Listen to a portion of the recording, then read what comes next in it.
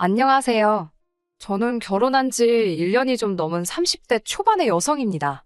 오늘 제가 이렇게 사연을 쓰게 된 건 남편과 이혼을 했기 때문입니다. 이렇게 표현해도 될지 모르겠지만 시부모님은 너무 무식하신 데다가 완전 무대포가 따로 없으십니다. 그게 고이든 아니든 말이에요. 처음엔 참아보려고 했는데 더는 못 견디겠네요. 저와 남편은 회사 동기의 소개로 만났습니다. 남편이 회사 동기한테 소개팅을 해달라고 자주 졸랐었나 봐요. 회사 동기가 자기가 시달려서 죽겠다며 저더러 나가서 밥 한 번만 같이 먹어주면 안 되겠냐고 통사정을 하더군요. 저는 소개팅보다는 자연스러운 만남을 추구하는 편이라 내키지는 않았어요. 하지만 회사 동기가 어찌나 애절하게 부탁을 하던지 그래 죽은 사람 소원도 들어준다는데 산 사람 소원 못 들어주겠냐 싶어서 나간 자리였습니다. 그렇게 만나게 된 남편은 정이 많고 따뜻한 사람이었어요. 큰 기대가 없었던 자리라서 그랬는지 저는 있는 그대로의 제 모습을 보여줄 수 있었고 덕분에 즐거운 시간을 보냈습니다. 저희는 이후로도 몇 번의 만남을 이어갔고 얼마 지나지 않아 사귀는 사이가 되었습니다. 그리고 1년 후 결혼까지 하게 되었지요. 어려서부터 저희 가족은 다들 바빴어요. 사업을 하시는 아버지와 회사를 다니시는 어머니 그리고 저보다 2살 많은 언니까지 모두가 자기 스케줄에 쫓겨 살았지요. 그래서인지 저희 가족 모두가 전형적인 개인주의입니다. 서로의 일에 쓸데없이 간섭을 하거나 오지랖을 부리지 않아요. 다만 가족 중 누군가가 조언이 필요하다 하면 그때는 모두가 같이 고민하고 생각하며 도움을 주려고 노력했지요. 남편이 자란 집안 분위기는 저희 집과는 많이 다른 눈치였어요. 1년 남짓 연애하는 동안 옆에서 지켜보니 시골에 계신 남편 부모님께서는 남편을 정말 과하다 싶을 정도로 많이 챙기셨습니다. 처음에는 정이 많으시구나 생각했지만 나중에는 저렇게까지 싶을 정도로요. 일단 한 달에 한 번씩 반찬을 가지고 당신들이 사시는 곳에서 서울까지 올라오셨습니다. 지금도 고속버스에 기차를 타고 다니시는데 4시간은 좋게 걸린다 했어요. 하지만 정작 남편은 입이 짧은 사람인데다 회사에서 점심을 해결하고 저녁도 종종 해결하다 보니 가져다 주신 반찬 대부분을 못 먹고 버리더군요. 어머님께 솔직히 말씀드리라 하니 그러면 얼마나 서운해하시겠냐며 항상 잘 먹었다고 거짓말을 하더라고요. 그러면 어머님께선 당연히 보람을 느끼시고는 또 가지고 오시고 악순환이었지요. 그러다 남편과 제가 결혼을 하면서 제가 어머님께 말씀드렸어요. 어머님 고생하시는 것도 다 알고 감사하지만 부담스럽다고요. 이외에도 청소 문제라던가 주무시고 가시는 것 등 말하자면 한도 끝도 없지만 정말 털어놓고 싶었던 이야기만 몇 가지 하겠습니다. 일단은 연락 문제가 발단이었어요. 저는 친정 부모님께도 연락을 잘 드리는 편은 아니에요. 제가 생각했을 때 너무 중요하다 싶어서 상의가 필요하다 싶으면 연락을 드렸지만 보통은 알아서 하는 편입니다. 안부를 묻는 것도 이따금씩 통화는 하지만 매일같이 시시콜콜한 이야기를 주고받는 사이는 아니에요. 하지만 어머님께서는 당신 아들이 무심한 성격이니 저더러 매일 전화를 하라고 하시더군요. 제가 매일 무슨 일이 있는 것도 아닌데 전화를 드려야 하냐고 여쭤봤더니 안부 인사는 원래 매일 하는 거라고 하시더군요. 그래서 제가 그러면 남편에게 매일 전화드리라고 제가 이야기하겠다 했지요. 솔직히 어머님 입장에서도 며느리인 저보단 아들 목소리 한번 더 듣는 게 좋지 않을까 싶었거든요. 어머님의 반응은 뜻밖이었습니다. 바깥일하는 당신 아들이 어떻게 매일 전화를 하냐고요. 어머님께 저희는 맞벌이고 바쁜 건 제가 더 바쁘다고 했더니 뜬금없이 어른이 말하는데 따박따박 말대꾸나 한다면서 화를 내셨습니다. 그냥 내내 하면 될 일이라면서요. 제 성격이 지키지 못할 약속을 하는 걸 싫어해요. 소위 공수표 날린다고 하지요? 제가 가장 싫어하는 것 중 하나예요. 어머님께도 못 지킬 약속 드리고 싶지 않다 하니 됐다며 무조건 전화하라 하셨습니다. 남편에게 어머님께 연락 좀 자주 드리라고 중간에서 내가 난처하다 하니 그냥 30초만 해도 되니까 저더러 해달랍니다. 어머님과 통화할 때 제가 시간을 잴 수 있는 것도 아니고 결국 안 했어요. 저는 마케팅 회사에 다닙니다. 그렇다 보니 프로젝트가 자주 있고 야근도 많고 때로는 주말에도 출근을 해야 할 정도입니다. 너무 바쁜 생활이고 제가 일욕심이 많기도 해요. 그래서 임신은 제가 회사에서 어느 정도 자리를 잡으면 하는 걸로 이야기가 끝난 상황이었습니다. 아, 이 이야기는 남편이 저에게 청혼했을 때 이미 얘기가 된 부분입니다. 만약 남편이 결혼하자마자 아이를 갖고 싶어 했다거나 일에 대한 제 열정과 의지를 이해해주지 못했다면 결혼하지 않았을 거예요. 그런데 문제는 식을 올리고 한 달이나 지났을까 싶은 때였어요. 어머님, 아버님이 신혼여행지에서 뭐 좋은 소식 없었냐고 물어보시는 거예요. 처음에는 무슨 말씀인가 제대로 알아듣지도 못했습니다. 그러자 어머님께서 답답하셨는지 신혼여행 가서는 애는 안 만들었냐고 그러시는 거예요. 그런 질문을 받을 거라곤 예상치 못했기에 좀 놀랐습니다. 남편이 그제서야 어머님, 아버님께 저희의 아이 계획을 말씀드리더군요. 어머님, 아버님께서는 노발대발 난리가 나셨습니다. 여자가 늙으면 애가 멍청하게 태어난다고도 아시고 뱃속에서 잘못될 수도 있다더라. 나름대로 저희에게 겁을 주려 하신 거라고 생각합니다. 하지만 악담이나 다름없던 그 말씀에 마음이 많이 아팠던 것도 사실이에요. 그리고 며칠 뒤 어머님께선 이걸 먹으면 임신이 한 방에 된다더라며 신혼집에 개소주를 들고 오셨습니다. 사실 제가 결혼식을 올리기 얼마 전 키우던 강아지가 별이 되었습니다. 그 슬픔이 다 가시지 않은 상태였고요. 물론 남편만 이 사실을 알고 있었지 시부모님은 모르셨을 거예요. 하지만 아무리 모르셨다고 해도 개소주라니 솔직히 너무 충격이었고 역겹기까지 하더라고요. 마음 같아선 당장 그 물건 챙겨서 집에서 나가달라고 하고 싶었어요. 하지만 어머님께서 아기를 품고 그러신 것도 아니고 정중히 말씀드렸습니다. 비위가 약해서 그런 건 못 먹는다고요. 어머님께서는 저에게 어른이 주면 감사합니다 하고 넙죽 받아먹어야 하는 거 아니냐며 직접 그 팩을 뜯어서는 제 얼굴에 마구잡이로 들이대셨습니다. 어머님께선 당장이라도 제 입에 그 개소주를 부어넣으실 기세로 저를 궁지로 모셨습니다. 당황한 제가 어머님을 피하다가 어머님 손에 들려있던 개소주를 쳤나 봅니다.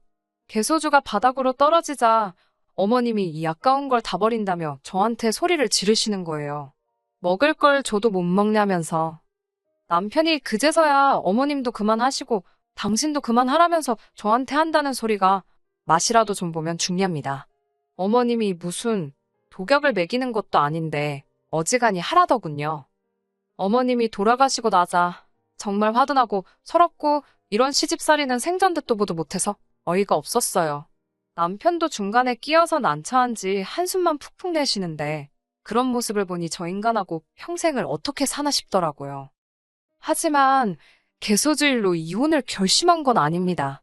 이 사건 이후로 어머님도 저한테 단단히 화가 나셨는지 더 이상 신혼집으로 찾아오시는 일은 없으셨어요.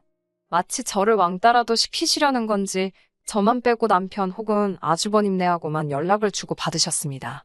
남편은 자기가 너무 불편하다며 빨리 어머님께 사과드리라고 저를 재촉했지만 솔직히 제 입장에서는 너무 편하고 좋았거든요. 굳이 어머님과 관계를 풀어야겠다는 생각도 들지 않았고요. 아이러니하게도 오히려 어머님과 계속 거리를 두고 살 수 있었다면 이혼은 하지 않았을지도 모릅니다. 앞서 말씀드렸다시피 어머님 아버님께서는 시골에서 살고 계셨는데 그 집이 1억 중반대였어요. 그런데 그 집을 팔고 그 돈으로 시내에 있는 아파트에 전세로 들어가시겠다고 하더라고요. 솔직히 그 이야기를 들었을 때만 하더라도 막연히 몇 달은 걸리지 않겠나 싶었습니다. 그런데 생각보다 시골집이 빨리 나가서 갑자기 일이 급속도로 진행이 되기 시작했어요. 시골집을 산 새 주인이 하루라도 빨리 들어와서 살고 싶다고 했답니다. 졸지에 살던 집을 하루라도 빨리 비워줘야 하는 상황이 된 거지요. 그나마 다행인 건 아는 분을 통해서 시내에 있는 아파트 전세를 구하기는 하셨더라고요. 진짜 문제는 그럼에도 불구하고 어머님 아버님이 한 4개월 정도는 원래 살던 시골집에서 나와 따로 계실 곳이 필요하단 거였습니다. 남편은 저에게 딱 한 번만 양보 좀 해달랍니다. 그렇다고 노인네들을 어디 모텔 같은 데서 4개월 동안 있게 할 수는 없지 않냐면서요. 어이가 없었지요. 아주버님에는 시댁에서 1시간 거리밖에 안 되고 저희 집은 4시간이 넘는 거리인데 아무래도 원래 사시던 동네 근처에 계시는 게 어머님 아버님한테 더 편하지 않을까 싶었거든요. 게다가 그 집엔 손자도 둘이나 있었고요. 그런데 어머님은 그 집에 가면 사내놈들이 뛰어다녀서 정신이 하나도 없다며 싫다고 하셨답니다. 무조건 저희 집에 계시겠다고요. 환장할 노릇이었지요. 게다가 저희는 맞벌이라 낮에는 아무도 없는데 어머님 아버님만 계실 거라 생각하니 생각만 해도 불편하더라고요. 저는 남편에게 절대로 혼자 독박은 못 쓴다고 선을 그었습니다.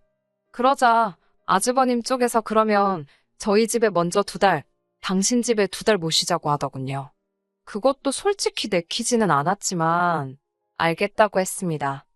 이혼한 마당에 좋지도 않은 기억 곱씹어 모아나 싶지만 그래도 돌이켜 생각해볼수록 정말 최악이었어요. 서재 겸 작업실로 쓰던 방을 내드렸는데 아버님께서 그 방에서 담배를 피우시는 게 아니겠어요? 아파트라서 그리고 전세라서 담배는 절대 안 된다고 누누이 말씀을 드렸는데도 몰래 피우시는 거예요. 아무리 제가 대낮에 없어도 그 냄새가 어디 가나요? 집에 들어오는 순간부터 인상을 펼 수가 없는 거예요. 게다가 2분 다 식탐이 얼마나 많으신지 일하는 저에게 닭도리탕을 해달라, 칼국수를 해봐라 별의별 주문을 다 하시더군요. 뿐만 아니라 어머님은 자꾸 제 살림살이 위치를 바꿔놓으시고 주말에 모처럼 늦잠이라도 자려고 하면 멀리서 시부모가 왔는데 어디 구경도 안 데리고 간다며 서운타하시고 죽겠더라고요. 그 와중에 틈만 나면 또 저희한테 애는 또 언제 만들 거냐고. 그래도 시간은 흘러서 어느덧 2달이 다 되었습니다. 아주버님께 모시고 가시라고 연락을 드렸지요. 그랬더니 나이 먹은 노인네들 이제 간신히 적응했을 텐데 뭘 또 움직이라고 하냐입니다. 어차피 2달만 더 있으면 당신들이 이사 가기로 한 집으로 가실 건데 그전까지는 그냥 저희 집에 있게 하라는 거예요. 제가 말도 안 된다고 그렇게는 안 된다니까 안 될 게 뭐가 있냐입니다. 아주버님이 이미 벌써 어머님 아버님과 통화도 다 해보셨는데 서울살이가 그렇게 편하고 좋다고 하시더래요. 저희 집도 널찍하니 한가하고 좋다고요. 도저히 아주버님네와는 말이 통하지 않는 것 같아서 어머님 아버님과 단판을 지어야겠다 싶더군요. 남편이요? 당연히 아주버님 편이더라고요. 벌써 저 빼고들 다 이야기가 되었던 모양입니다. 그것도 모르고 그때 저는 어머님 아버님께 이제 짐 챙기시라고 아주버님네 모셔다 드리겠다 했어요. 그러자 갑자기 당신들이 생각해보셨는데 그냥 저희 집에서 저희랑 같이 사시겠답니다. 황당하고 어처구니 없는 어머님의 말씀에 결국 제가 딱 잘라 말씀드렸습니다. 그나마 2달 같이 살 수 있었던 건 어머님이 2달 후에 가실 걸 알았기 때문이라고요. 그러자 생활비를 주시겠답니다. 한 달에 50만 원씩 주면 충분하지 않냐고요. 저는 돈도 뭐도 다 싫다고 절대로 더 계시는 건 안 된다고 했지요. 그러자 어머님 아버님도 슬슬 역정을 내시면서 당신들이 뭘 그렇게 불편하게 했냐입니다. 오히려 제 눈치를 더 보셨답니다. 여기서지면 진짜 모시고 살겠구나 싶어서 저도 그동안 마음속에 있던 말을 꺼냈습니다. 결혼하실 때 돈도 하나도 안 보태주셔놓고 이제 와서 너무하시는 거 아니냐고요. 결국 남편이 아주버님께 전화를 걸었고 아주버님이 어머님 아버님을 모시러 오셨습니다. 당연히 어머님 아버님은 제가 당신들 내쫓았다고 난리가 났지요. 부모 버리는 자식도 자식이냐며 어머님께서는 당신이 당신 아들, 그러니까 제 남편 키울 때 얼마나 공을 들였는지 아냐며 소리를 지르시더군요. 그러면서 저더러 저렇게 잘 키운 아들하고 결혼하게 허락해주셔서 감사하다고 100번이고 1000번이고 절은 못할 망정 이게 사람이 할 짓이냐며 처음부터 제가 독종 같아서 싫으셨다네요. 무슨 욕을 하시건 솔직히 귀에 들어오지도 않았습니다. 어머님 아버님께서 저희 집에서 나가시는 것만으로도 한짐 덜었다 싶어서 마음이 놓였으니까요. 그런데 이튿날 아주버님께서 연락을 해오셨습니다. 형님이 집을 나가셨답니다. 절대로 시부모님하고는 같이 못 산다면서 친정으로 애들 데리고 가버리셨대요. 그러면서 당신 혼자서 어떻게 어머님 아버님을 모시냐고 저희더러 다시 모시고 가랍니다. 아니 본인 부모님인데 왜 못 모시냐고 물었더니 자긴 아들이지 않냐고 그러시는 거예요. 근래 들었던 말 중 가장 멍청한 소리였어요. 제가 그게 무슨 소리시냐고 장가 가기 전까지 같이 사시지 않았냐니까 뜬금없이 저 때문에 당신 가정이 다 박살이 났답니다. 저 하나 때문에 온 집안이 쑥대밭이 되고 있는 거라네요. 아주버님은 계속해서 저 때문에 이혼당하게 생겼다며 지금 당장 와서는 어머님 아버님을 모시고 가라 했습니다. 목소리에 화가 가득하더라고요. 남편은 그 소리를 듣더니 저만 좀 양보했으면 모두 다 편했을 거라며 왜 번번이 그냥 넘어가도 되는 일을 이렇게 크게 만드냐입니다. 그러면서 진짜 아주버님네 이혼하면 자기는 이제 부모님이랑 조카들을 어떻게 보냐고 악을 쓰더군요. 온 가족이 이렇게 다 제 탓을 하는데 제가 뭐 한다고 이 집 구석에 붙어 있나 싶더라고요. 그래서 남편에게 그럼 당신도 짐 싸서 나가라고 했습니다. 이 집 전세로 들어올 때 솔직히 남편은 거의 보탠 게 없어요. 혼수라고 재성에도 안 차는 싸구려 가전제품 몇 개에 경차 하나 사온 게 다거든요. 그나마 차도 저는 원래 타던 차가 있어서 본인이 사온 차는 거의 본인 혼자 타고 다녔고요. 당신 짐 챙겨서 이 집에서 나가라고, 그리고 이혼하자고 했습니다. 아주버님도 이혼당하고 당신도 이혼당하면 두 형제가 알콩달콩 시부모님 모시고 살면 되겠다고요. 남편은 그러자 자기도 지금 미치겠다며 벽에 머리를 쿵쿵 박으며 아주 생쇼를 해댔습니다. 그것도 결혼 초에는 하지 말라고 말렸지만 그땐 지가 지 머리 찢는데 어련히 요령껏 하고 있겠지 싶어서 마음대로 하라고 냅뒀네요. 그리고 결국 저는 이혼했습니다. 그 일이 있고 며칠 뒤 남편은 자기가 생각이 짧았다며 이젠 뭐 제 편이 되어주겠네 어쩌겠네 똥나발을 불던데 들은 척도 안 했어요. 불쌍한 형님은 자기는 애들 때문에 이혼은 못한다면서 저한테 자긴 이제 어쩌냐고 질질 짜더라고요. 같은 여자로서 불쌍하긴 했지만 제가 뭐 달리 도와줄 수 있는 일이 없었습니다. 남편이 사온 몇 안 되는 싸구려 가전제품은 아파트 1층에 다 끄집어내놓고 남편에게 문자 한 통 남긴 뒤 어디로 간다 말하지 않고 이사했습니다.